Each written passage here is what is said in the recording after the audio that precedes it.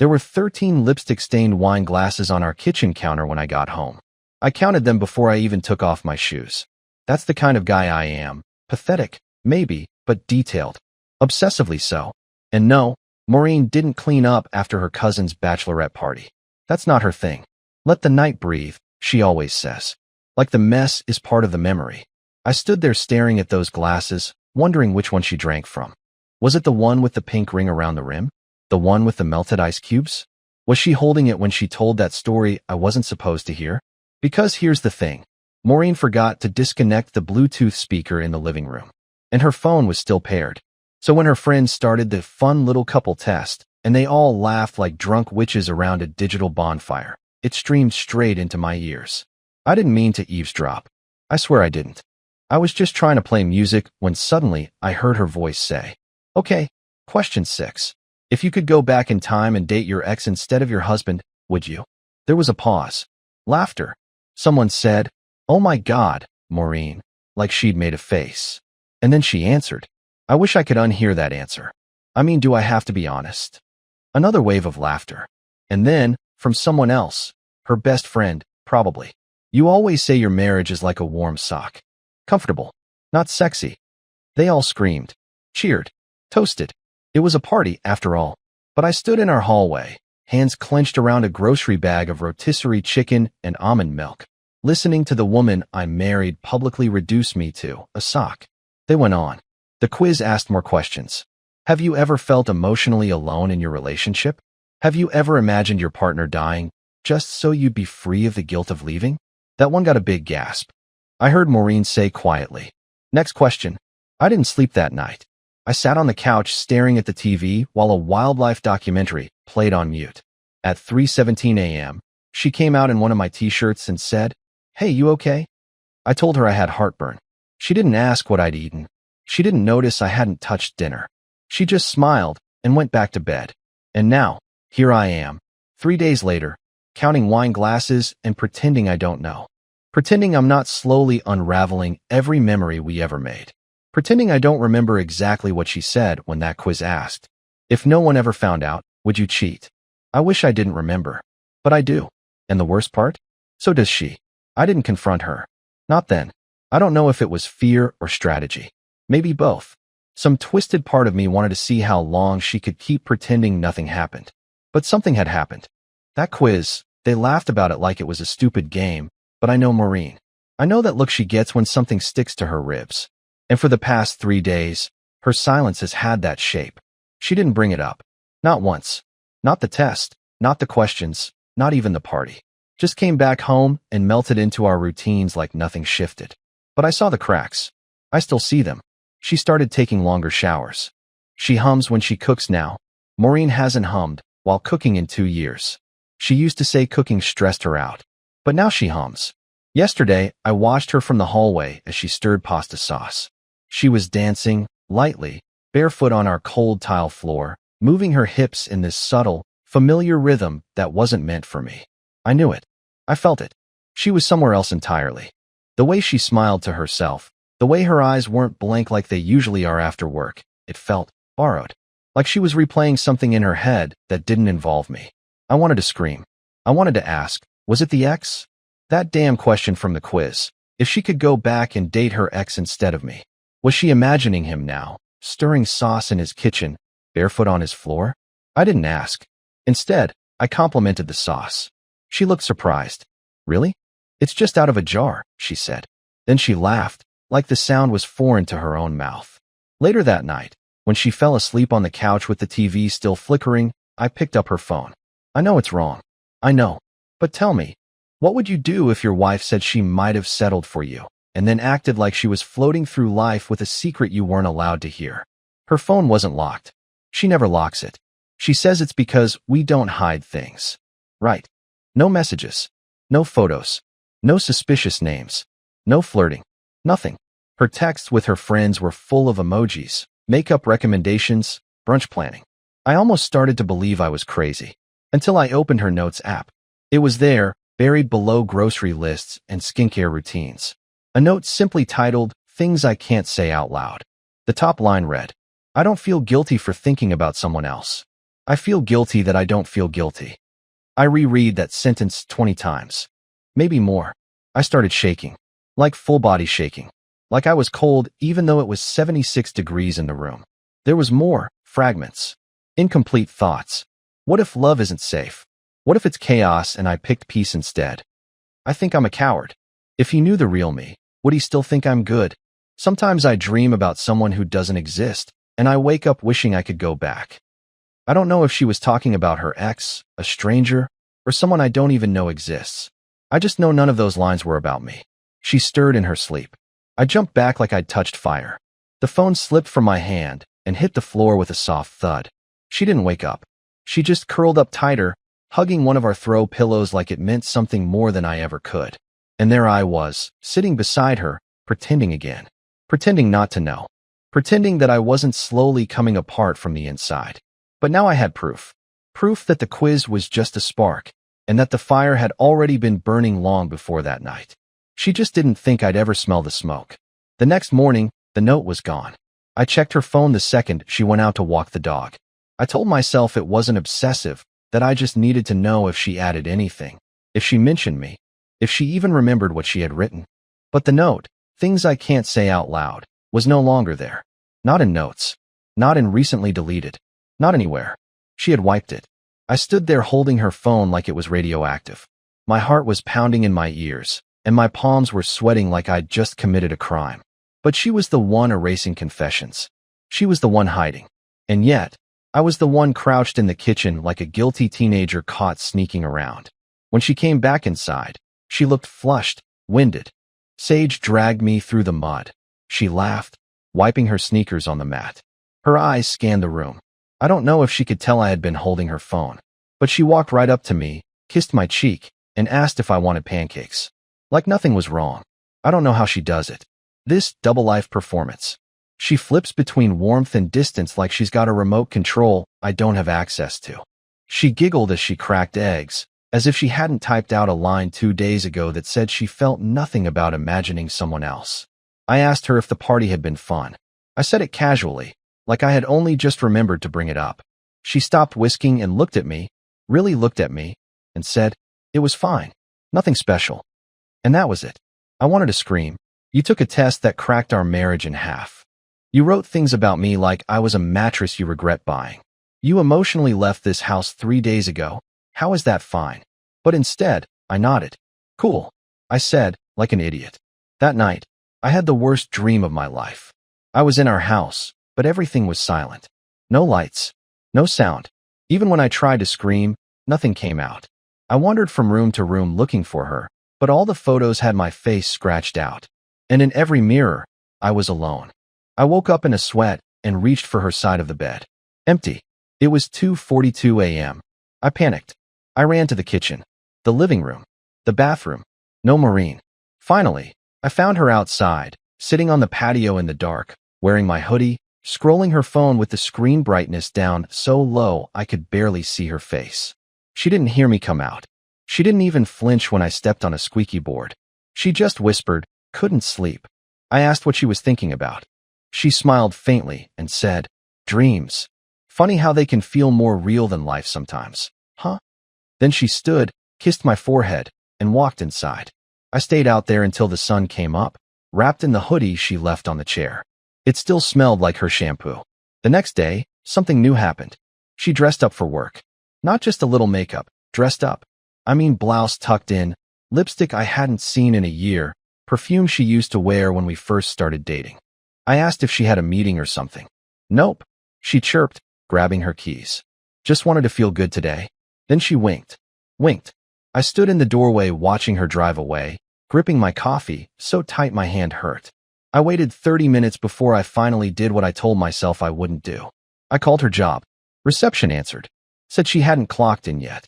It was already 9:40 a.m. I didn't leave a message. I just hung up, sat on the couch, and stared at the front door. The problem wasn't that she didn't go to work. The problem was, I wasn't surprised. And that terrified me more than anything else so far. It was almost noon when I decided to drive to her office. I told myself it was just to check, just to ease my mind. Maybe she got stuck in traffic. Maybe she stopped for coffee. Maybe, God help me, She just forgot to clock in. That happens, right? People forget. Normal people forget things. But deep down, I knew I wasn't doing it to check. I was doing it because something inside me had already made the jump. I just hadn't caught up to it yet. The parking lot was mostly empty. It was a Saturday, after all. But there it was, her silver Honda Civic, parked right in its usual spot near the back, the crooked angle still hers. And yet, she wasn't inside the building. I waited, sat in my car with the engine running, pretending to scroll my phone. 5 minutes passed, then 10, then 20. At one point, I actually walked inside, made some excuse about forgetting my wife's lunch and needing to drop it off. The woman at the front desk, Janine, I think, blinked at me and said, "Oh, I didn't know Maureen was coming in today." "She's here," I said, my voice too quick. "Her car's outside." Janine leaned over and glanced out the window. "Huh, maybe she's grabbing something from the storage room?" I nodded and thanked her, pretending that explanation worked for me. Then I went back to my car, sat behind the wheel, and stared at her empty driver's seat for nearly an hour. No movement. No Maureen. Just her car, parked and still and perfectly indifferent to the storm it had stirred inside my chest. I didn't call her. I didn't text. I drove home in silence, gripping the steering wheel like it could anchor me to something stable. I tried to tell myself that I was being dramatic, that there could be dozens of reasons for all of this, that I was spiraling over nothing. But when I walked inside, I noticed something strange. Her laptop was gone. She never took it to work on Saturdays. It was a work-from-home device, and the company had strict policies about taking it off-site. It was usually plugged in at her desk, right next to the little ceramic owl she bought at a thrift store. But now the charging cord was there, dangling off the side like something had been yanked away in a hurry, but the laptop was gone. I checked her side of the closet. One of her bags was missing. Not a big bag, not a suitcase, just that black leather crossbody she always used when we traveled light. That night, she came home just before dark. She looked normal, not rushed, not guilty, just tired. She kicked off her shoes, poured herself a glass of wine, and asked if I wanted to order Thai. I asked how work was. "Uneventful," she said. "Mostly admin stuff." I stared at her and said nothing, just nodded like a coward. We ate in front of the TV, the way we always do. She laughed at something on the screen. I didn't even hear the joke. I was too busy watching the way her fingers traced the rim of her wine glass. Absent-minded, thoughtless, like someone who had already moved on in her head.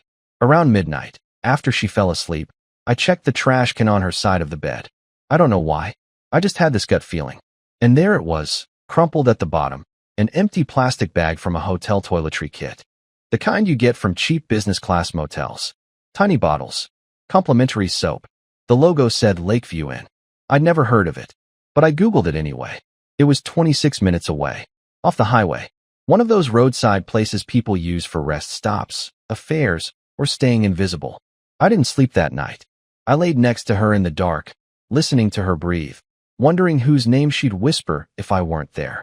She didn't say anything, but in her sleep, she smiled. That was somehow worse. I waited 3 days before I went. 3 days of pretending I didn't find the hotel name. 3 days of eating dinner across from her, sleeping beside her, listening to her laugh at sitcom reruns and fold laundry like nothing had shifted in the air. I watched her brush her hair in the mirror, water the plants she used to forget, reply to texts with little smirks like secrets were sitting behind her teeth. She was the same in every way, too the same. It was a performance now. A polished script of who Maureen used to be, played back for my benefit. On the 4th day, I took the morning off work. I told her I had a dentist appointment. She didn't even ask which one, just kissed my cheek and said, "Don't forget to floss this time." Like we were still that couple, still light, still whole. She closed the door behind her with a breezy wave, like nothing inside her had rotted. Lakeview Inn was exactly what you'd imagine. A single-floor roadside motel with a flickering neon sign, cracked asphalt, and cigarette butts lining the parking lot like breadcrumbs from broken people. There were maybe 8 rooms total, all with identical white doors and rusty mail slots. A vending machine buzzed near the front office. Someone's muffled TV played from room 3. I walked in with no plan, just a racing heart and a printout of Maureen's company calendar in my glove box, an old copy she left on the desk weeks ago, where someone had circled Saturday with a blue pen and written off-site client work. Except she worked in HR. She didn't have off-site clients. The woman at the front desk looked up from her soap opera and barely blinked when I asked, "Hi. I think my wife might have stayed here recently. She lost something, and I was hoping I could check." Name: Maureen Velt. She tapped the keyboard. I prayed she'd say no, that it would be a coincidence, that I was insane and needed help. Instead, she squinted at the screen and said, "Checked in Saturday, out Sunday. Room 6. I felt my stomach drop. Did she check in alone? I asked, the words coming out like broken glass. The woman raised an eyebrow. You said you were her husband? I am. She tilted her head slowly, then said, "Sir, maybe you should talk to her about that." My hands shook the whole drive home. I wanted to scream, cry, vomit something. But all I could do was hold the steering wheel and count the highway exits, like each number could somehow rewind what I'd just heard. I didn't go to work. I didn't eat. I didn't even turn on the lights when I got back. I just sat on the couch in the dark, phone in my lap, staring at her contact photo. I didn't text her. I didn't call. She came home at 6 sharp, just like always. Walked in with a bag of groceries and a cheerful, "You'll never believe what Cheryl said in the team chat today." She smiled, unpacked, kissed me on the forehead. I said nothing. She didn't notice. Later that night, when she showered, I opened her laptop. She had recently cleared her browser history, something she never did. But she forgot one thing, her downloads folder. Sitting right there, unzipped, was a folder titled Weekend Docs. Inside were scanned receipts, restaurant orders, a reservation confirmation for room 6 at Lakeview and under a different name. The name wasn't hers. It was a man's. A name I didn't recognize. And there it was, plain as daylight, the truth I hadn't wanted. A name, a signature, a timestamp, all wrapped in hotel-branded PDF files. The file names were so neat, so precise, like she wanted to remember it all. I closed the laptop, heart pounding, mind spinning in 1,000 directions. But the loudest thought, the one that pushed through the fog, wasn't anger. It was shame, because I still hadn't asked her. I still hadn't said a word. I was too scared of the answer. Too scared of confirming that I had become a ghost in my own marriage. Too scared to hear her say, it wasn't a mistake. And maybe worst of all, I knew I'd still eat breakfast with her tomorrow. Pretending. Because that's what I was now. Just a man pretending he hadn't already been replaced. Sunday morning, I made her breakfast. 2 eggs, over medium. Toast with the crusts cut off. Black coffee with just a drop of oat milk. It's how she likes it. How she's always liked it. And she looked at me with those same warm eyes when I slid the plate in front of her like everything was still exactly the same. You're sweet, she said, smiling like a wife in a toothpaste commercial. I watched her eat, watched her chew slowly while scrolling her phone with her free hand. I nodded, said MHM at the right moments, even asked if she wanted another slice. She didn't, but she kissed me again on the way out, her lips brushing against mine like she was proud of me for still being hers. She left at 11:06. By 11:08, I was copying everything. The hotel receipts, the fake name, the booking confirmation, the Wi-Fi login screenshot she had downloaded and forgotten to delete. I transferred it all to a flash drive, something I hadn't used in years but found in the back of our junk drawer, buried beneath dead batteries and souvenir magnets. Then I did something I hadn't done in almost a decade. I opened her old email account, the one she used when we first met. The one tied to college newsletters and expired coupons and forgotten things. She hadn't deleted it. Hadn't changed the password, either. It was still the same one she used for everything back then. The name of her childhood cat and the year we started dating. There were only 5 emails in the inbox from the past month. But one of them changed everything. Subject, good to see you again. The body was short. Casual. Still feels surreal. Let me know when you're ready to talk about next time. It was signed, C. No last name. No emojis. No attachments. Just that. I don't know how long I stared at it, but I must have read it 30 times. I read it like it had a code I could crack. Like maybe, just maybe, it didn't mean what I thought it meant. But it did. And I knew it. I didn't delete it. I didn't forward it. I just closed the tab and sat there, my palms sweating against the edge of her laptop. Later that afternoon, she came home humming. Actually humming. A happy little nothing melody, like she was weightless. I asked how her walk was, and she said it was refreshing. Then she said, I love this time of year, and kissed my cheek again before heading to the bedroom. She didn't notice that I was still wearing the same shirt as the morning. She didn't notice I hadn't moved from the kitchen. She didn't notice that I couldn't meet her eyes. She laid down on the couch with a blanket and asked if I wanted to watch a movie. I said yes. Of course I did. We watched The Secret Life of Walter Mitty. She cried during the scene on the mountain. I didn't. I sat there watching her watch the movie, her chin tilted up slightly, her lashes catching the light. She looked so real, so peaceful. And yet, I knew her peace had nothing to do with me. That night, when she fell asleep with her head on my chest, I stared at the ceiling for 2 straight hours. I thought about the quiz. That stupid quiz. The one that asked her if she ever imagined her life with someone else. The one that told her she wasn't compatible with me. The one that said she was in denial. I wondered if she still had her results saved somewhere. I wondered if she printed them out. I wondered if she framed them.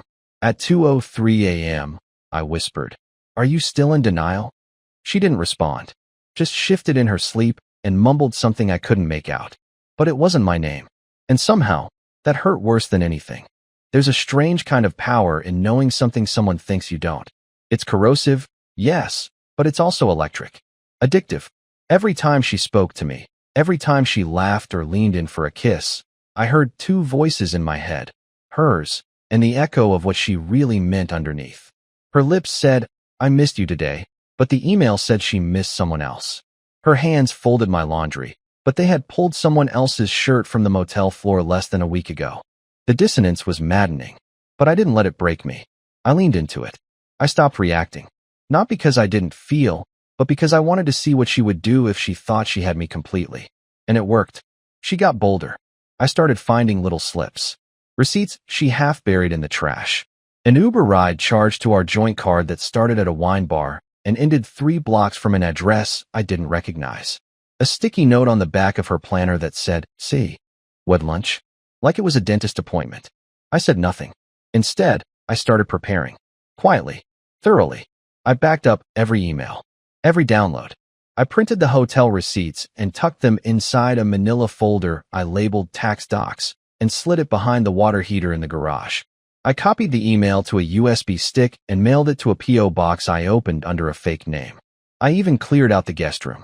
At first, she didn't notice. Or maybe she did and didn't care. I boxed up the books, stripped the bedding, vacuumed under the frame. I told her I wanted to freshen it up. She nodded and said that was sweet of me. She was barely listening. She was texting someone. Probably him. The next day, I installed a lock on the guest room door. Bought a mini fridge. A blackout curtain. I started moving my things in slowly. My laptop, my journals, even my toothbrush. I told her I was trying a new sleep schedule for my mental health. She said she was proud of me for being proactive. She didn't ask why I suddenly needed my own space. She didn't ask why I started setting my phone face down on the table. She didn't ask why I stopped saying, "I love you" before bed. Because the truth is, she had already stopped saying it first. I didn't want revenge. I wanted clarity. I wanted to watch her. To understand how far she would go if I just stood still. And Maureen, bless her, gave me everything. On Friday, I heard her whispering in the bathroom with the shower running. The water was on, but I could hear it. The muffled, "I can't talk now," and "yes, soon," and the soft chuckle she used to reserve just for me. She came out with wet hair and no towel, kissed my forehead like I was a sleepy puppy, and said, "You're so quiet lately. I like it." She meant it. She liked the silence. Because silence gave her space. That night, I started recording. I know how it sounds. I know how it looks. But at that point, I wasn't a husband anymore. I was a witness. A man documenting the last days of a marriage that was being eaten alive from the inside out. I placed my phone on the shelf across from the bed. Hit record. Pretended to sleep. At 2:17 a.m., she got up. I heard the creak of the floorboards, the soft shuffle of her socks, the click of her laptop opening. Her fingers tapped keys for 6 minutes. Then silence. Then a sigh. Then laughter. Quiet. Soft. Intimate. Followed by the words, "I don't know how much longer I can keep this up." She wasn't talking to me. She wasn't thinking about me. She was confessing to someone through a glowing screen. Someone whose name I still didn't know fully, just the cursed letter C. Someone she would follow if the ground under our house gave way tomorrow. Someone she probably dreamed of while lying next to me, head resting on the chest of a man who stopped being her husband weeks ago. The next morning, she brought me coffee in bed. I've been thinking, she said, brushing my hair back with her fingers. Maybe we should take a little trip. Just the two of us. Reconnect. I blinked at her. I almost laughed. But I didn't. I smiled and said, I'd love that. Because now I had everything I needed. And she didn't even realize she'd already lost. We never took that trip. I let her plan it. Let her pick the Airbnb with the ocean view, the one with the overpriced cleaning fee and a hammock overlooking the cliffs. She picked out matching swimsuits for us. Even laughed when she added them to the cart. We used to do stupid stuff like this all the time, she said, her voice nostalgic. Remember how fun we used to be? I nodded. I remembered. I remembered her dancing barefoot in the kitchen years ago because the power went out and we made sandwiches by candlelight. I remembered how she used to draw little hearts in the steam on the bathroom mirror. I remembered the woman who once said, "You're the safest place I've ever known." And for a long time, I thought that was love. But I realized something. Being someone's safe place only matters when they're not secretly trying to escape. The day before the trip, I left. I didn't yell. I didn't call her out. I didn't break things or send dramatic texts or leave notes with poetic one-liners. I just packed. Quietly. Carefully. I took only what was mine. Left the rest. I left the photos in their frames, the coffee mug she loved, the sweater she always borrowed. Let her have it all. Because I wasn't trying to take revenge. I was taking back myself. She texted me that night. Just one word. Where? I didn't reply. She called twice. I let it ring. Then, at 2:08 a.m., she sent a final message. Is this it? Yes. That was it. That was the end of pretending. The end of being the husband she could emotionally abandon while still expecting loyalty. The end of brushing away red flags because I was too afraid of being alone. And you know what? Alone turned out to be the best thing that ever happened to me. The silence that once felt like drowning suddenly became peace. The bed that once felt cold felt mine. I didn't have to flinch when her phone buzzed. I didn't have to decode every smile. I didn't have to make coffee for someone who only ever looked past me. I made new routines. I started painting again, something I gave up years ago because she said the smell of acrylics gave her headaches. I called friends I hadn't talked to in months. I ran a mile for the first time in years and didn't stop halfway. I started sleeping through the night. I didn't just move out of the house. I moved out of the version of myself that settled. And Maureen? She sent one more message, 2 weeks later. It just said, I'm sorry. I believe she meant it. But some things, once broken, aren't meant to be repaired. They're meant to be released. It's been 6 months now.